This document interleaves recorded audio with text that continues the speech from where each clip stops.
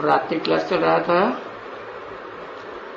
28/11/1967।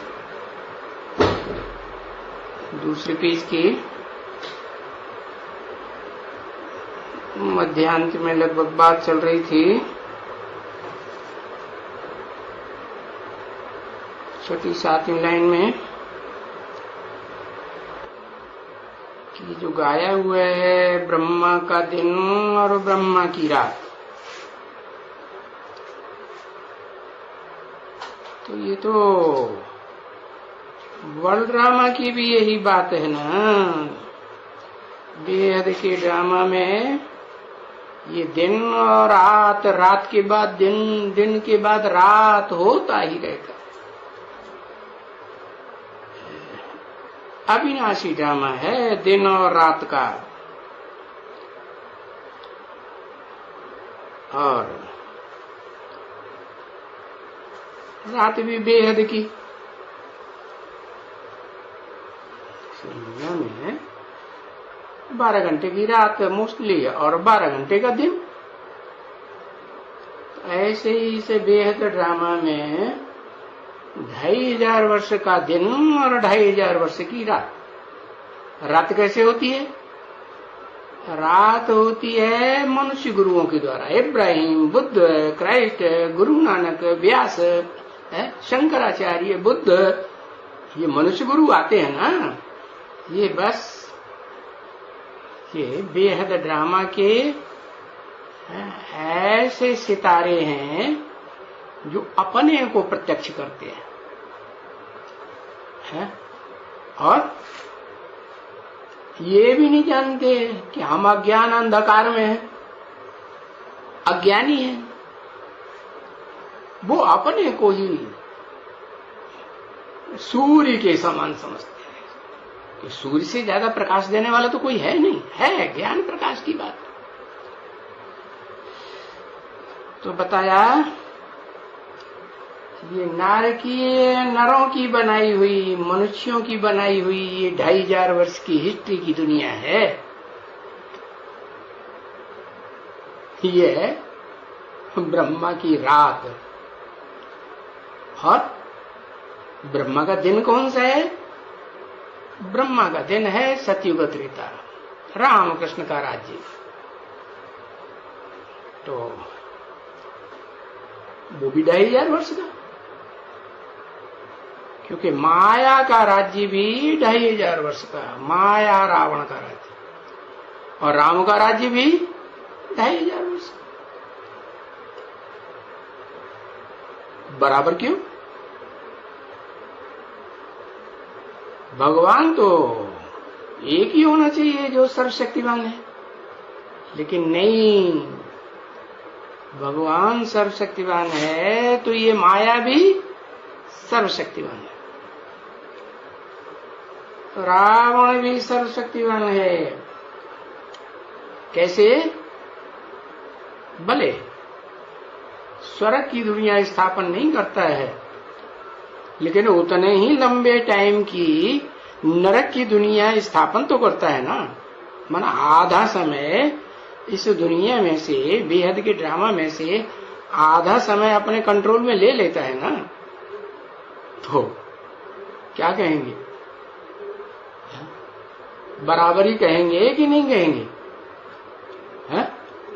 कहेंगे। अच्छा, बराबरी कहेंगे तो फिर सुख की दुनिया बना के दिखाए। अरे इस नरक की दुनिया में भी जितने भी प्राणी मात्र हैं वो सुख चाहते हैं या दुख चाहते हैं? सब चाहते हैं हमें कि सुख मिले। तो उनको सुख की दुनिया बना के कौन देता है? वो सुख की दुनिया बनाने वाला एक ही सुखदाता है, एवरलास्टिंग। और वो सुखदाता जो एक ही है, ऐसे नहीं है कि वो सिर्फ निराकार ही है, कभी साकार बनता ही नहीं। वो साकार भी बनता है, निराकार भी है ओरिजिनली, लेकिन निराकार आत्माओं का बाप निराकार। निराकार आत्मा बिना शरीर के कुछ नहीं कर सकती, 5 तत्वों का आधार लिए बगैर कुछ नहीं कर सकती। वैसे ही जो आत्माओं का बाप है, निराकारी आत्माओं का बाप ना, सुप्रीम सोल, वो भी बिना देह का 5 तत्वों के पुतले का आधार लिए बगैर कोई काम संपन्न नहीं कर सकता।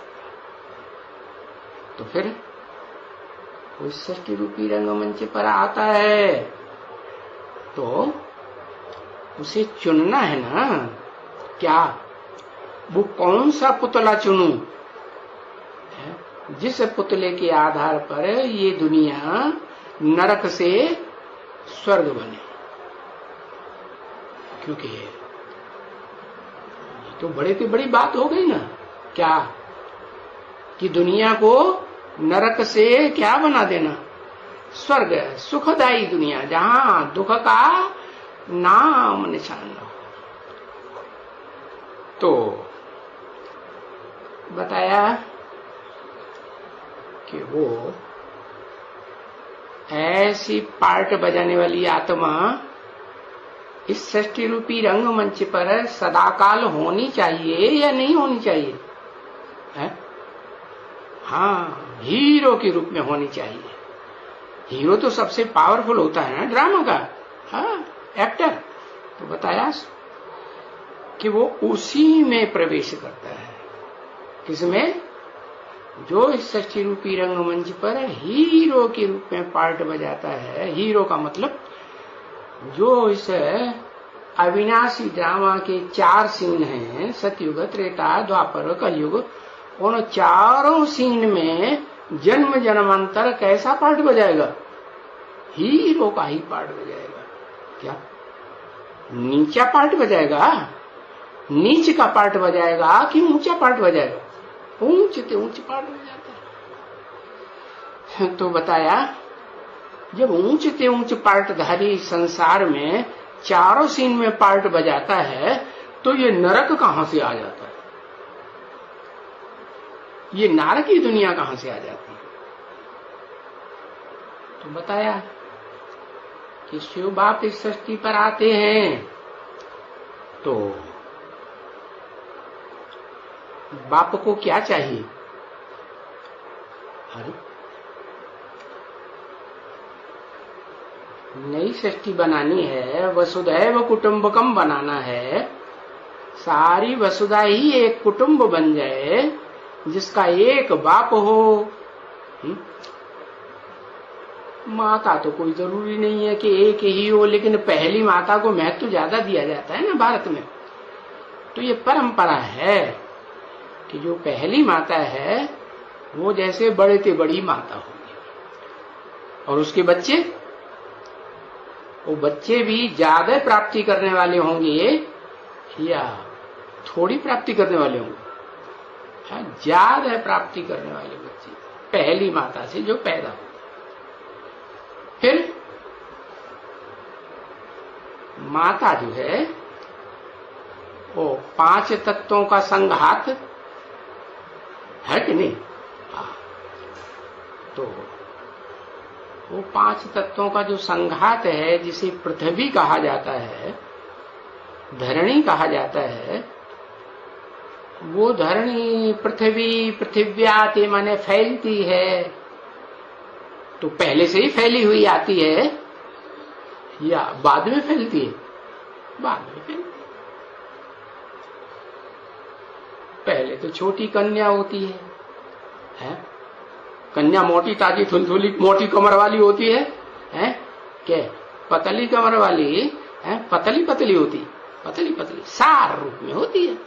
तो बताया कि शिव बाप जिस पहली मनुष्य आत्मा में प्रवेश करते हैं, उससे उनकी चाहना क्या है? बाप के रूप की चाहना है या माँ के रूप में स्वभाव संस्कार की चाहना है? क्या चाहिए? हाँ, क्योंकि माँ ही जो है परिवार की पालना करती है, सहन शक्ति के आधार पर, संगठन शक्ति के आधार पर। पवित्रता की पावर के आधार। तो बताया कि बाप जिस तन में भी आते हैं उसका नाम देते हैं क्या? ब्रह्मा, क्योंकि वो तो निराकार है, माता चाहिए ना। तो माता जो है तो साकार रूप होती है, धरणी होती है, आधार होती है। किसका आधार? जो बीज रूप बाप है उसको धारण करने वाला आधार है या नहीं? हाँ, आधार है। जैसे धरणी है तो धरणी में बीज डाला जाता है, तो धरणी चाहिए कि नहीं बीज को? और बीज को बाप कहा जाता है, नहीं? बीज को बाप कहा जाता है। तो वो तो जड़ बीजों की बात हो गई। ये तो इस षष्ठी रूपी रंगमंच का चैतन्य बीज आत्मा है। कौन? Supreme soul, heavenly God father है। वो इस षष्ठी रूपी रंगमंच पर आते हैं तो आकर के जो बीज डालते हैं, कौन सा बीज? आत्मा का बीज डालते हैं। क्योंकि जब आते हैं तो कलयुग के अंत में आते हैं, पापी युग के अंत में आते हैं, और पुण्यात्माओं का युग बनाने के लिए आते हैं। कि जैसे शास्त्रकारों ने लिख दिया, भगवान आए द्वापर के अंत में कृष्ण के रूप में और पापी कलयुग की स्थापना करके चले गए। ऐसे को भगवान कहा जाएगा? अरे ये तो भगवान के रूप में शैतान हो गया है, काम उल्टा कर दिया। अरे दुनिया भगवान से क्या चाहती है? सुख चाहती है कि दुख चाहती है ना? वो तो सुख का सागर है ना, सुखदाता कहा जाता है ना। तो भगवान तो जो सुख का सागर कहा जाता है, लेकिन सागर होता नहीं है, क्योंकि सागर तो इस दुनिया की बात है। क्या? वो तो इस दुनिया से परे, जैसे जड़ सूर्य है, इस दुनिया से परे है या इस दुनिया में है? परे है ना, परे ते परे है ना। तो वो सूर्य वो जड़ है और ये है चैतन्य ज्ञान सूर्य।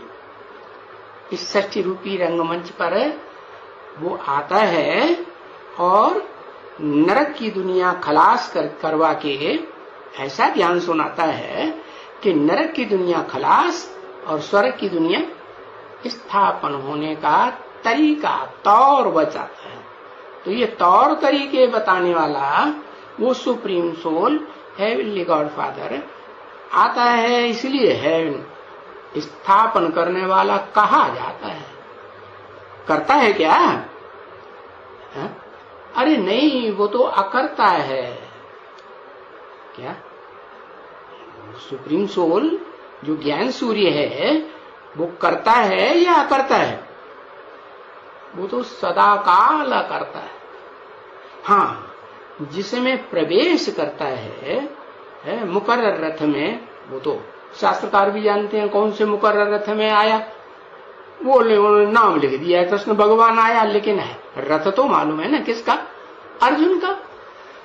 तो अर्जुन माने जो अर्जन करे, किस चीज का? जो बाप ने वर्षा दिया है उस बाप के दिए हुए वर्षे का अर्जन करे, बढ़ोतरी करे। बाप का कौन सा बच्चा अच्छा होता है? अरे जो बाप का प्रॉपर्टी धन ले तो ले, लेकिन उसको बढ़ाए नहीं है, और सूम की तरह उतना ही क्या उतना ही छुपा के रखा रहे, न खुद यूज करे और न दूसरों को यूज करने दे। तो क्या कहेंगे? ये बाप का बच्चा है, कोई हरामी का बच्चा है? क्या कहेंगे? ये तो हरामी का बच्चा है। बाप का खून होता तो जो बाप के संकल्प रूपी खून है, वो संकल्पों का खून बच्चे में भी होना चाहिए। ये निशानी है। क्या? तो बताया कि शिव बाप ऐसे बच्चे में प्रवेश करते हैं, उसको आत्मा का ज्ञान दे करके कि तुम देह नहीं हो, तुम तो आत्मा हो, और तुम ऐसी बीज रूप आत्मा हो, ऐसी बैटरी हो, हैं, जिस बैटरी में ऐसी ऊर्जा, हाँ, ग्रहण करने की शक्ति है, इतनी बड़ी बैटरी है कि वो जो सूर्य की ऊर्जा है ना, है, हाँ, वो सारी ऊर्जा अपने में ग्रहण करता है। क्या ऊर्जा है? वो जड़ सूर्य की तो जड़ रोशनी होती है, जड़ किरणें होती हैं, और ज्ञान सूर्य की, ज्ञान सूर्य की तो ज्ञान की रोशनी होगी ना, ज्ञान की रोशनी। और किरणें कौन सी? जड़ किरणें या चैतन्य आत्मा रूपी किरणें हैं, चैतन्य आत्मा रूपी ज्योति रूप किरणें। क्योंकि उन ज्योति रूप चैतन्य किरणों का, आत्माओं का बाप भी ज्योति बिंदु, यादगार भारत में है ना, ज्योतिर्लिंगम यादगार है ना, है, हाँ। तो वो ज्योति सुप्रीम सोल इस सृष्टि पर आकर के है, और किसको ज्ञान देता है? गीता में लिखा है, मैं सूर्य को ज्ञान देता हूं। अरे तो क्या दो सूर्य हो गए? नहीं, जो बाप का बच्चा होता है उसको बाप का टाइटल मिलता है कि नहीं? नहीं मिलता? मिलता है। तो बताया कि वो सूर्य का टाइटल लेने वाला टाइटलधारी बच्चा है, सूर्य नहीं है। माने जैसे बाप का बच्चा होता है और बच्चा कहे मैं बाप हूं, तो बाप होता है क्या? बाप नहीं, बाप समान तो हुआ ना। तो वो बाप समान ज्ञान की सारी रोशनी को धारण करता है, और धारण करने के कारण वो ज्ञान का अकूट भंडार इस सृष्टि रूपी रंगमंच पर पहचाना जाता है।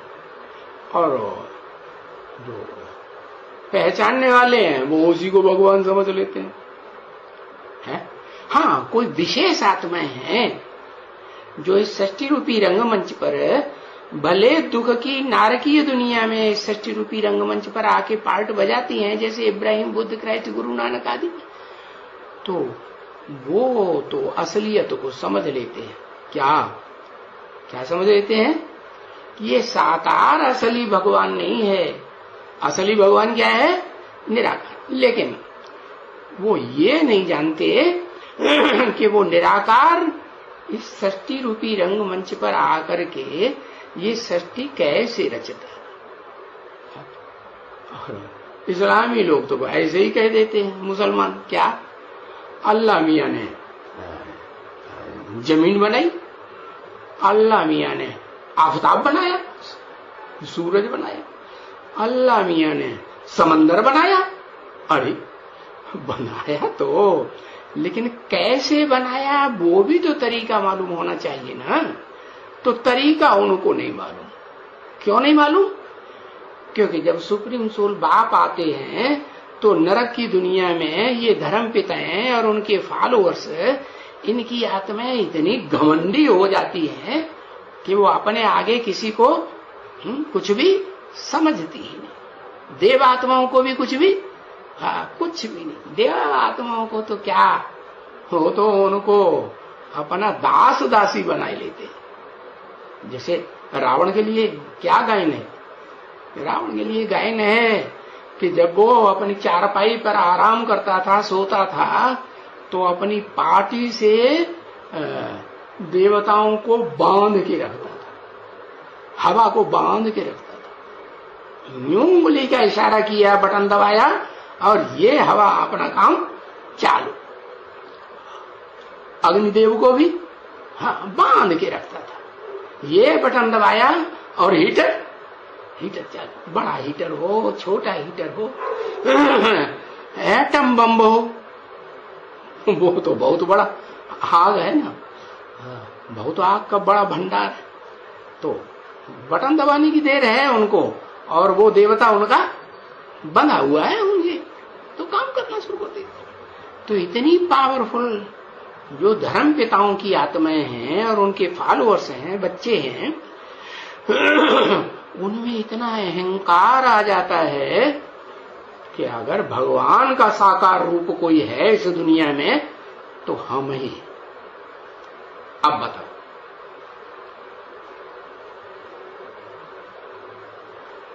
वो तो भगवान के बच्चे अपने को मानते हैं कि नहीं? अल्लाह ताला का बंदा अपने को मानते हैं कि नहीं? क्रिश्चियंस भी हैं तो हेवनली गॉड फादर को फादर मानते हैं कि नहीं? बच्चे हुए कि नहीं? नहीं हुए? बच्चे तो हुए। तो बच्चे हुए तो बच्चों को बाप से पूरी प्राप्ति करनी चाहिए ना, क्यों नहीं की? न करने का कारण ये हुआ कि वो ऐसी मां के बच्चे पैदा हुए, इब्राहिम, बुद्ध, क्राइस्ट वगैरह, जो इस 60 रूपी रंगमंच पर भारत में गाई तो जाती है ब्रह्मा के रूप में, लेकिन कैसे ब्रह्मा के रूप में? 4 मुखों वाले ब्रह्मा के रूप में गाई जाती है। क्या 4 मुखों वाला ब्रह्मा क्यों? ये तो मुखों का काम है, अपनी अपनी ढपली, अपना अपना रागल, अपना मुख क्या करेंगे? एक जैसी भाषा बोलेंगे हमेशा? नहीं। पश्चिम की कोई भाषा बोलेगा, कोई पूरब की भाषा बोलेगा, कोई उत्तर की और कोई दक्षिण की भाषा बोलेगा। कहते हैं दक्षिण में राक्षस रहते हैं, उत्तर में देवताएं रहते। तो अच्छे, तो जैसी जैसी दिशा वैसी वैसी भाषा। अब बताया कि वास्तव में वो सुप्रीम सोल शिव तो आते हैं, और वो आते ही हैं ज्ञान का भंडार देने के लिए। वो ज्ञान का भंडार इन धर्म पिताओं ने पूरी पढ़ाई ज्ञान की पढ़ी नहीं, तो वो ये पहचान नहीं पाते कि हमारा रचयिता कौन है और हमारे को जन्म देने वाली वो रचना पहली पहली माता कौन है। क्या? तो वो माता है 4 मुखों वाली ब्रह्मा, जो गाया हुआ भारतवर्ष में। ब्रह्मा से सारी सृष्टि ने जन्म लिया। क्या सिर्फ देवताओं ने जन्म लिया, या सिर्फ ऋषि मुनियों ने जन्म लिया, या सिर्फ राक्षसों ने जन्म लिया? नहीं, सब ने जन्म लिया। राक्षसों ने कहा जाता है तो दुख देते हैं, और देवताओं ने कहा जाता है जो सुख देते हैं। और ऋषि मुनियों ने कहा जाता है जो मनन चिंतन मंथन तो करते हैं, लेकिन पूरा मनन चिंतन मंथन नहीं कर पाते। क्या? कैसा पूरा मनन चिंतन मंथन? सप्तऋषि गाए हुए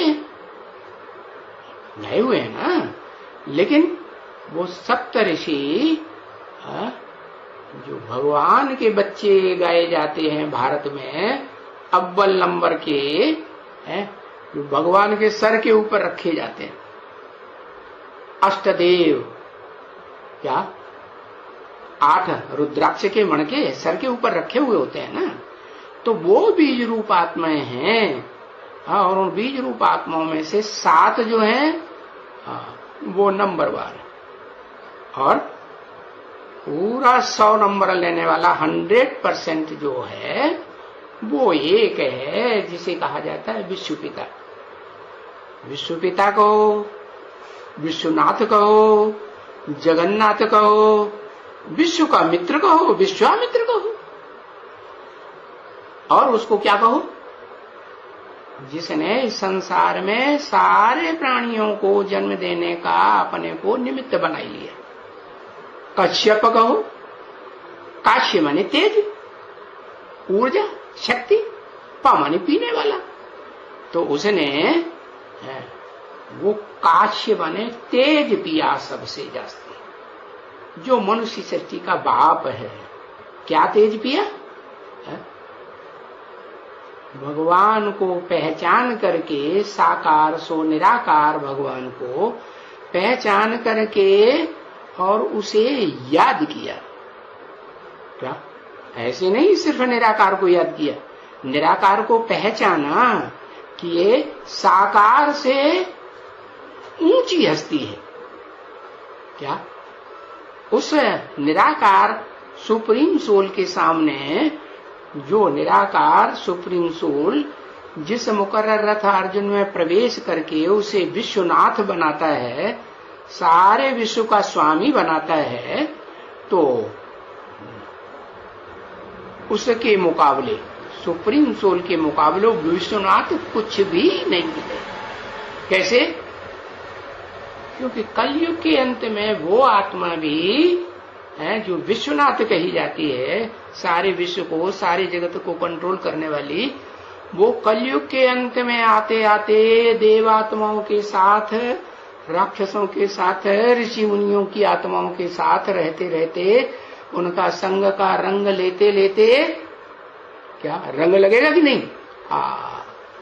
एकदम तमो प्रधान पत्थर बुद्धि बन जाती है। तो कहां पत्थर बुद्धि और कहां क्या सबसे ऊंचे से ऊंचा स्पर्शनाथ। स्पर्श, स्पर्श करने मात्र से ही परिवर्तन हो जाता है। एक तो स्पर्श किया जाता है कर्मेंद्रियों से, दूसरा स्पर्श किया जाता है ज्ञान इंद्रियों से, तीसरा स्पर्श किया जाता है मन और बुद्धि के द्वारा। तो श्रेष्ठ क्या है? पावर ज्यादा कौन से है? स्मरण में होगी, याद में होगी, संग का रंग लेने में होगी। हाँ, मन बुद्धि का संग का रंग लेने में जास्ती पावर होती है, क्योंकि मन बुद्धि सबसे ऊपर है, ज्ञान इंद्रियों से भी ऊपर है कि नहीं, और कर्मेंद्रियों से ऊपर तो ज्ञान इंद्रियां ही है। तो बताया कि वो मन और वो बुद्धि दोनों ही जड़ हैं या चैतन्य है? क्या एक अक्षर लिखो, चा लिख दिया, जा लिखो भाई, जड़ है। तो वो दोनों ही जड़ है। मन भी जड़त्व में ही बन जाता है और बुद्धि भी जड़त्व में ही बन जाती है, क्योंकि आत्मा ही, आत्मा मन बुद्धि के साथ रहती है ना, मन बुद्धि की पावर के साथ काम करती है। तो बताया कि वो शिव बाप ऐसे मनुष्य सृष्टि के हीरो पार्टधारी में प्रवेश करके मुकर्रर रूप से पार्ट बजाता है कि वो उसे आप समान बना देता है संग के रंग से। ऊंचे से ऊंचा कौन सा संग का रंग लेता है? मन बुद्धि। तो वो तो मन बुद्धि का ऊंचे से ऊंचा संग का रंग लेता है, और ऐसा संग का रंग लेता है स्मृति के द्वारा। मन बुद्धि तो स्मृति से ही संग करेगी ना, याद के द्वारा, कि ऐसा संग लेता है कि वो बाप समान पावर वाला बन जाता है। जैसे बाप सूर्य समान है, ऐसे वो बच्चा भी, जिसका नाम शास्त्रों में विवस्वत दिया, वो भी सूर्य जैसा बन जाता है। बहुत पावरफुल। कैसा पावरफुल? अपने स्वरूप को पहचाने और अपने बाप को भी पूरा, अपना स्वरूप साकार भी तो निराकार भी, दोनों का कॉम्बिनेशन, आत्मा भी तो शरीर भी, और बाप है। उसका बाप कौन? बाप निराकार। तो उस निराकार के कृत्य को पहचान लेता है कि वो क्या कार्य करता है सृष्टि रूपी रंगमंच पर। वो मुकर्रर रथ में प्रवेश करके उसे आप समान बनाने का काम उसे ही क्यों करता है? इब्राहिम बुद्ध क्राइस्ट वो भी तो निराकार बाप को याद करते हैं। क्योंकि वो ये नहीं पहचान पाते कि वो निराकार और न पहचानने की जरूरत समझते हैं, इतने अहंकार में रहते हैं। तो वो अहंकार के कारण, घमंड के कारण ये नहीं जान पाते कि वो निराकार साकार के द्वारा ही सारा कार्य करता है। तो उस साकार को भी वो नहीं पहचान पाते है? कहते हैं कि मनुष्य सृष्टि का सबसे पुराने से पुराना आदमी है बाबा आदम। मुसलमान भी कहते हैं, क्रिश्चियंस भी कहते हैं, सभी जो हैं उस आदम को मानते तो हैं, जैनी भी मानते हैं। हाँ, बौद्धि जिनसे नास्तिक धर्म निकलता है वो नहीं मानते। क्या वो न निराकार को मानते न साकार को मानते, वो अपने को ही, हाँ, साकार भगवान है तो मैं हूं और निराकार है तो वो आत्मा का, परमात्मा का उनके शास्त्रों में, महात्मा बुद्ध के शास्त्रों में, बौद्धियों में कोई जिक्र नहीं है। स्वर्ग का, नरक का कोई जिक्र नहीं। तो वो तो नास्तिक धर्म स्थापन करने वाला धर्म हो गया, सबसे नीचा धर्म। लेकिन विडंबना क्या है? ये नरक की दुनिया में आकर के ये जो धर्म पिताएं हैं ना, ये स्वार्थ में आकर के उनसे ही अपनी जास्ती स्वार्थ की पूर्ति करते हैं। जो ढकोसला करते हैं अहिंसा परमो धर्म। इस्लामी आए, मुसलमान आए, क्रिश्चियन आए हैं, उन्होंने आक्रमण किए भारत में और उन्होंने हाथ उठा दिए। हम कोई हिंसा नहीं करेंगे, हम लड़ाई नहीं लड़। अच्छा, तुम लड़ाई नहीं लड़ोगे, अपनी बीवी बाल बच्चों को क्या करोगे? अपनी धन संपत्ति को क्या करोगे? हम छोड़ देंगे, हमें नहीं चाहिए। तुम सारी धन संपत्ति ले लो और सारे बीवी बाल बच्चे हैं सब उठा ले जाओ, भले उनको दास दासी बना के रखो, तो ले जाते। तो बताओ,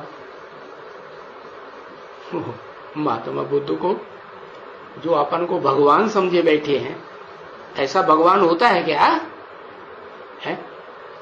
अरे वो विदेशी धर्म पिताएं जो देह अभिमानी सांडे होते हैं, जिनमें जो सारे ही धर्म पिताएं पुरुष रूप में आते हैं, कि स्त्री रूप में कोई आते हैं, पुरुष रूप में आते हैं। और वो पुरुष रूप में जो पुरुष का अंग कामेंद्रिय है ना, उसका अहंकार इतना बढ़ता है कि उस कामेंद्रिय की पूर्ति के लिए उन्हें यही दिखाई नहीं पड़ता कि हम इन लोगों को जितना मान देते हैं, किनको? अहिंसा परमो धर्म का झंडा उठाने वालों को, ये ही दुनिया के सबसे जास्ती संहार करने वाले साबित हो जाएंगे। नास्तिक बन पड़ेंगे, एटम बम बनाने पड़ेंगे, बनाने लग पड़ेंगे। तो देखो उनको तो स्वार्थी पूर्ति चाहिए। स्वार्थ में भी जो रथ में जो काम इंद्रिय है ना, उसकी पूर्ति चाहिए। उन्हें जो चाहिए सो उन बौद्धियों से मिल जाता है। बाकी देवी देवता सनातन धर्म के जो अनेक प्रकार के देवताएं हुए हैं, क्या सतयुग में ऐसे थोड़े ही कि एक ही नारायण होता है और उनका एक ही जन्म होता है, एक ही पीढ़ी होती है? नहीं, नारायण की भी 8 पीढ़ियां चलती है सतयुग में। जैसे क्रिश्चियंस की होती है ना, king Edward second, first number चलता है ना, तो ऐसे ही वो नारायण के पीछे जो दूसरी पीढ़ी में नारायण आता है, तीसरी पीढ़ी में, ऐसे 7 नारायण, फर्स्ट नारायण के बच्चे जो 16 कला संपूर्ण कृष्ण होता है। सतयुग तो 16 कला संपूर्ण होता है ना, तो आदि में होता है 16 कला संपूर्ण, अंत में थोड़े ही 16 कला संपूर्ण रह जाएगा। अरे कलाएं घटेंगी या बढ़ेंगी? तो ये कलाओं को क्यों जोड़ दिया? क्योंकि जो कृष्ण वाली आत्मा है, ये वही आत्मा है जो भारत में 4 मुखों का संगठित रूपधारी ब्रह्मा गाया हुआ है। वो ऐसा रावण का पार्ट बजाता है, रावण को फॉलो करता है। जैसे रावण के 10 सिर होते हैं ना, है तो 10 सिर एक भाषा बोलेंगे, अलग अलग भाषा बोलेंगे, है एक की बात मानेंगे? एक के अनुसार चलेंगे? नहीं चलेंगे। तो ऐसे ये ब्रह्मा के 4 मुख हैं, ये चालाकी से दिखावा करके ये 4 तीनों मुखों को कोई एक मुख है बहुत कैसा क्रिश्चियंस को फॉलो करने वाला, पंप एंड शो दिखाने वाला, कि बाहर से पंप एंड शो ऐसा दिखाता है उन तीनों को पता ही नहीं चलता कि इसने हमको ठग लिया, और उसके प्रभाव में आकर के उसकी जैसे प्रजा बन, जैसे जो चलाता है वैसे चलते हैं। तो बताया कि वो भी एक 4 मुखों वाला ब्रह्मा है, और उसके अंडर में 3 मुख और भी हैं, वो भी ब्रह्मा है। लेकिन ब्रह्मा के तो शास्त्रों में 5 मुख भी गाए हुए हैं, पंचानन भी कहते हैं।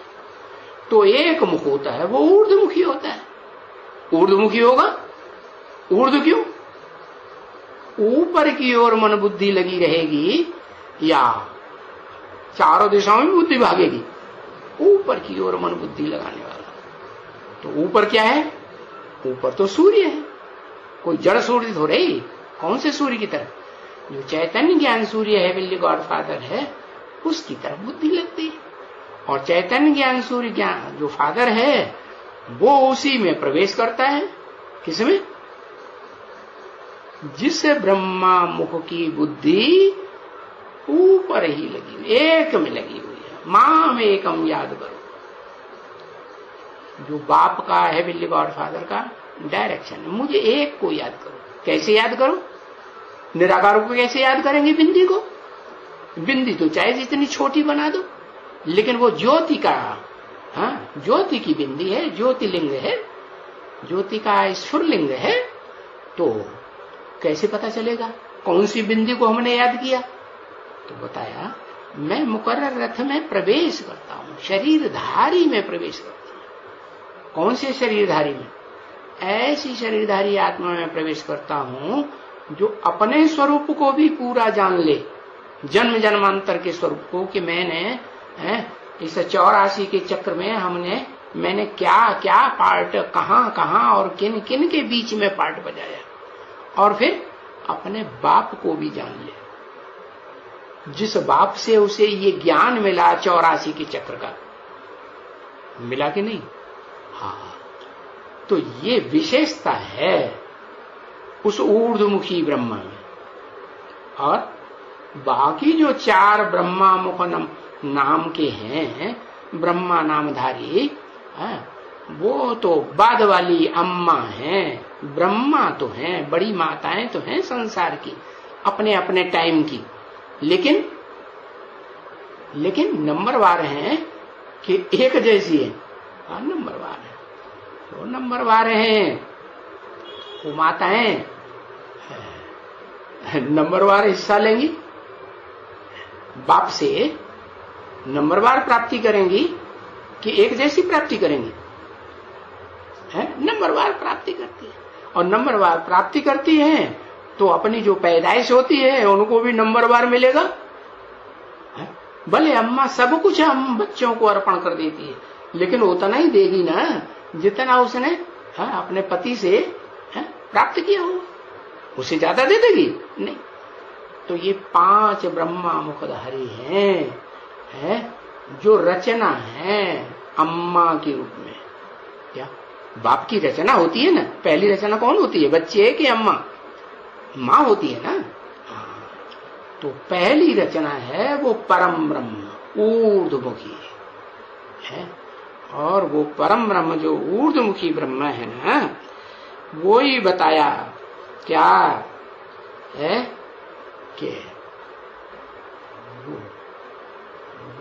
दिन बनाने वाला है ऊर्ध्वमुखी ब्रह्मा या रात बनाने वाला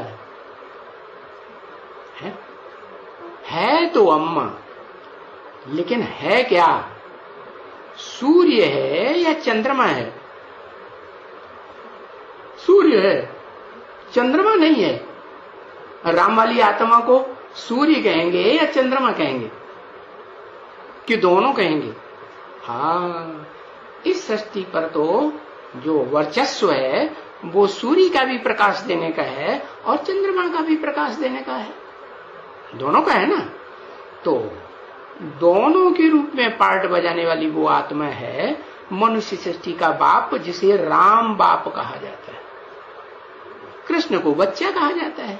इसलिए यादगार में जितने भी मंदिर यादगार बने होंगे ना कृष्ण के, उनमें बच्चे का रूप दिखाया जाता है, वो पूजा जाता है, या बड़ा रूप पूजा जाता है? बच्चे का रूप पूजा जाता है। तो वो मंदिरों में जो यादगार है वो बच्चा है, और राम वाली आत्मा जो है वो बड़े रूप में पूजी जाती है। क्या? कैसे बड़े रूप में? कि अगर मौका आ जाए लड़ाई लड़ने का, बाल बच्चों की सुरक्षा के लिए, परिवार की सुरक्षा के लिए, तो युद्ध करेगा या नहीं करेगा? हाँ, वो रावण संप्रदाय से, ज्ञान बाणों से, और अपने पुरुषार्थ रूपी जो शरीर का धनुष है, ऐसा लचीला धनुष है कि ऊंचे ते ऊंचा पुरुषार्थ है, ऊंचे ते ऊंची कैटेगरी का। कैसी ऊंची कैटेगरी का? कहते हैं गायन है। दधीचि ऋषि ने क्या किया? अपनी हड्डियों को भी ईश्वरीय सेवा के लिए अर्पण कर दिया। तो दधीचि ऋषि की बनी हुई हड्डियों का जो धनुष है, उसको भी कहते हैं किसने तोड़ा?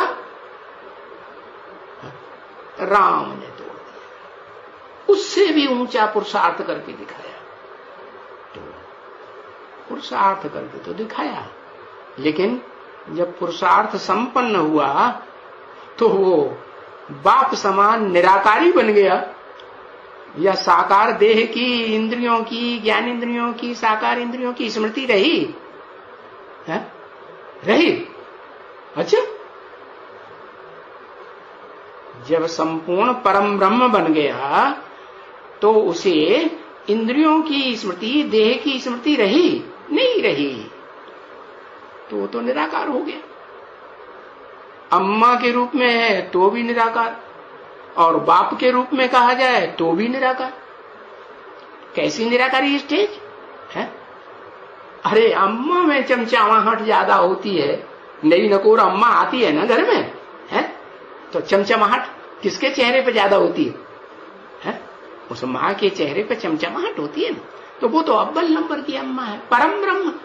हाँ, तो वो चमचमाता हुआ, हाँ, रूहानी चेहरा संसार में उन ब्रह्मा नामधारियों के मुकाबले बहुत श्रेष्ठ रूप धारण करता है। 4 ब्रह्मा नामधारी जो है ना, चौमुखी ब्रह्मा, जो शास्त्रों में गाया हुआ है, और ऋषि मुनियों ने उसी को ब्रह्मा समझ लिया है, लेकिन वास्तव में ऊंचे से ऊंचा ब्रह्मा कौन हुआ? वो हुआ जिसने स्मृति में एक बाप दूसरा, अपना शरीर भी याद नहीं रखा। शरीर भी याद रहे तो वो शरीर जो है वो तामसी शरीर बना रहेगा, या जिसको याद करेगा वैसा ज्योति रूप बनेगा? है, ज्योति रूप बनेगा। अच्छा, कैसे? बिना स्मृति के? स्मृति 100% होगी तो बाप समान बनेगा। जैसे बाप ज्योति स्वरूप, वैसे वो माता भी ज्योति का भंडार। तो वो यादगार दिखाई जाती है मंदिरों में, है? वो आज के कलयुगी मंदिरों में तो यादगार नहीं है, लेकिन जिस समय वो पहले सतो प्रधान द्वापर युग में रहा, वो यादगार बनी थी ना, क्योंकि द्वापर भी तो पहले सतो प्रधान होता है ना। तो इस दुनिया की हर चीज पहले सतो प्रधान होती है। तो द्वापर युग में जब वो मंदिर बना था, सोमनाथ का मंदिर पहला, तो उसमें जो लाल लाल लाइट का पत्थर दिखाया गया, क्या लाल लाइट, तो वो किसकी यादगार?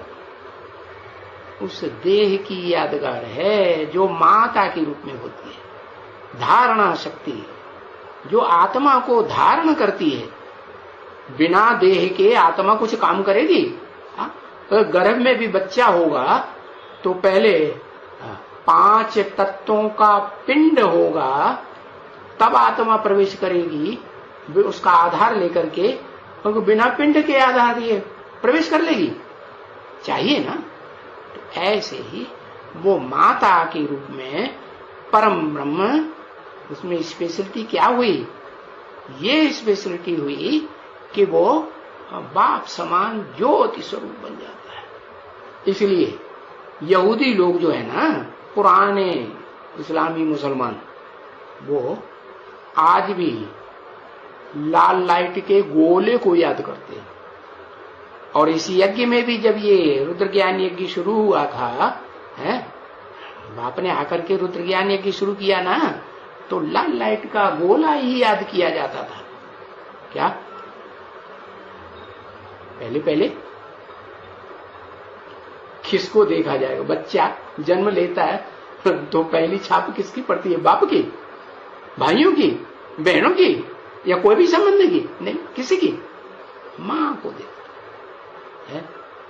उसके मुंह से पहले शब्द ही निकलता है, मां मां मां, क्या निकलता है ना? हाँ, तो परम ब्रह्म जो है वो मां है पहले, और फिर मां तो जानती है ये बच्चा किसका है, किसने बीज डाला, तब ये बच्चा आया। तो बीज डालने वाला कौन हुआ?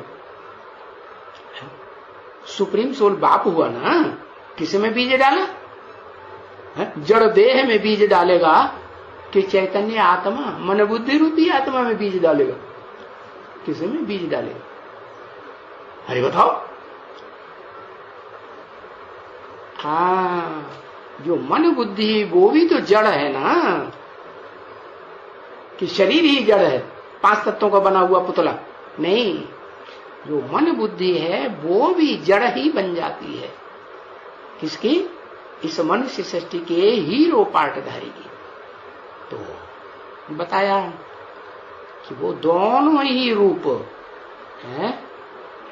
आत्मा तो है ही ज्योति स्वरूप, और सुप्रीम सोल का संग करके सुप्रीम सोल जैसी ज्योति रूप बन जाती है, ज्ञान सूर्य ही बन जाती है सारी मनुष्य सृष्टि के प्राणियों के सामने। और उसका शरीर भी कैसा बन जाता है? शरीर का अणु अणु, रोम रोम क्या बन जाता? लाल लाइट का गोला बन जाता, रूहानियत से भरपूर बन जाता।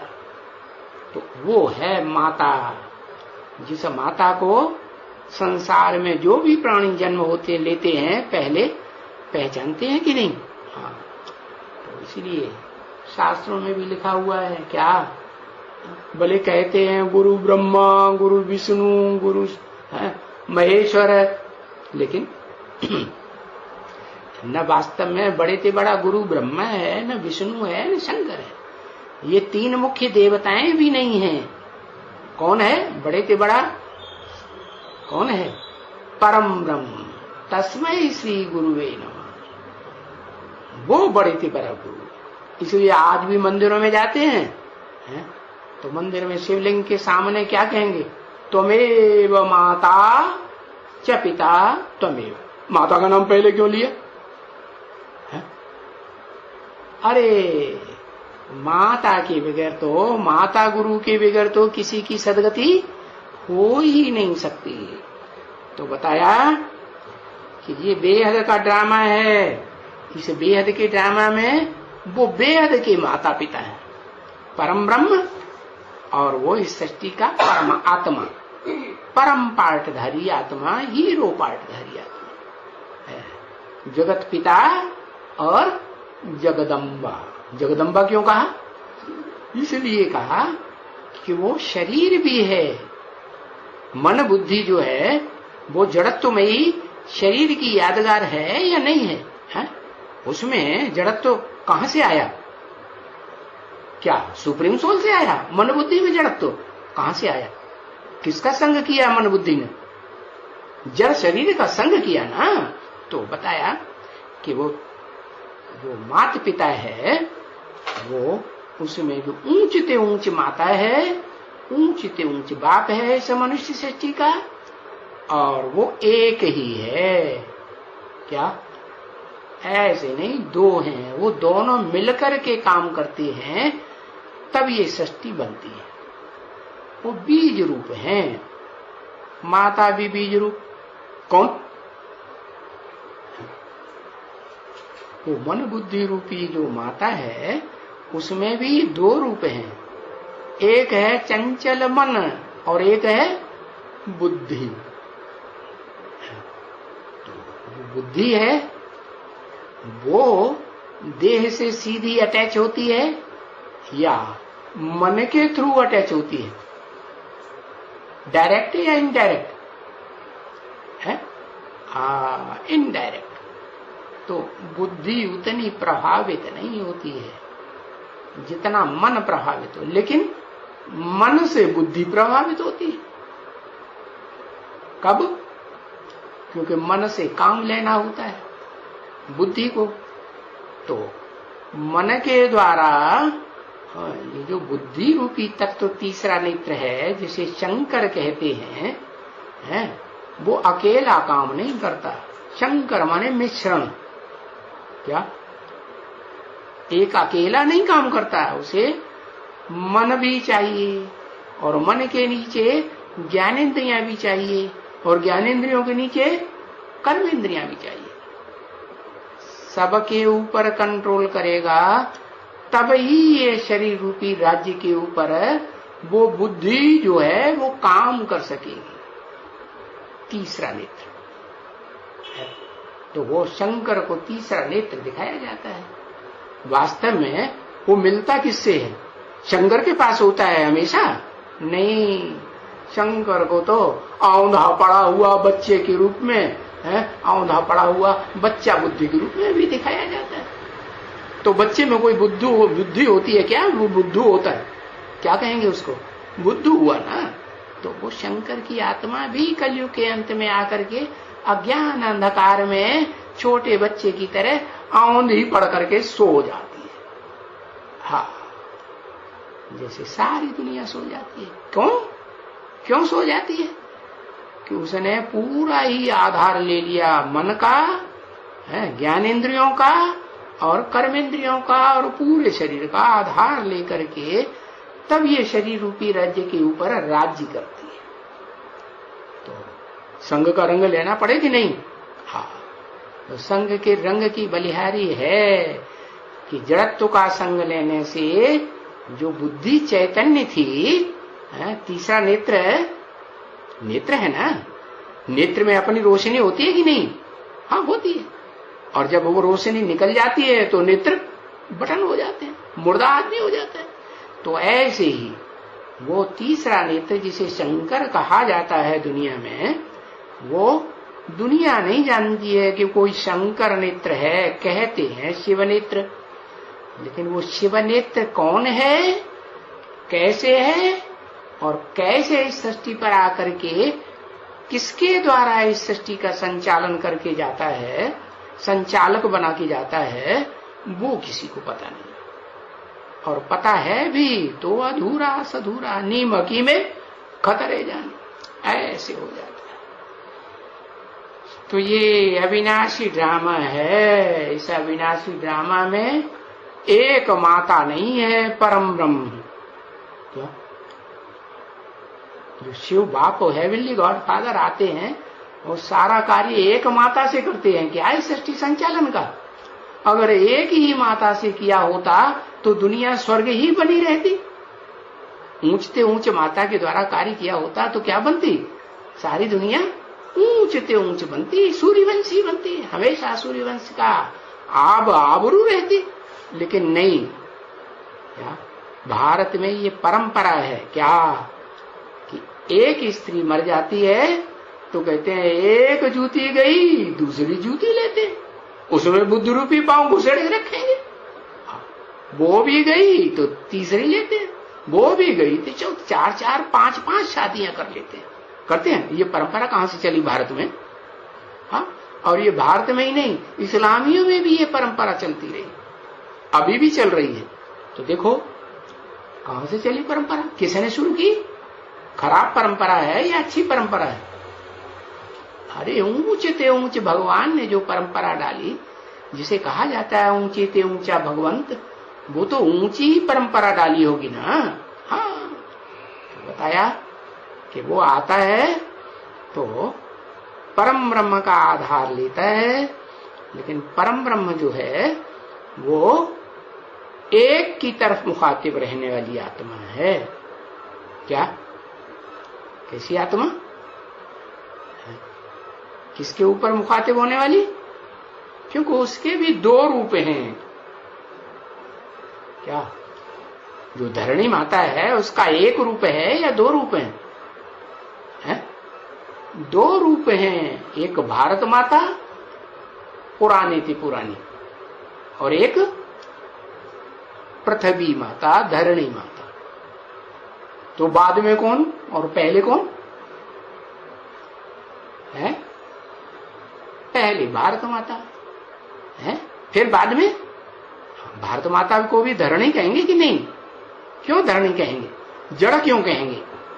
धरणी तो जड़ होती है, इसलिए कहेंगे कि बुद्धि में संग का रंग लेने से वो जड़त्व तो आ जाता है वो तीसरा नेत्र शंकर का कहा जाता है।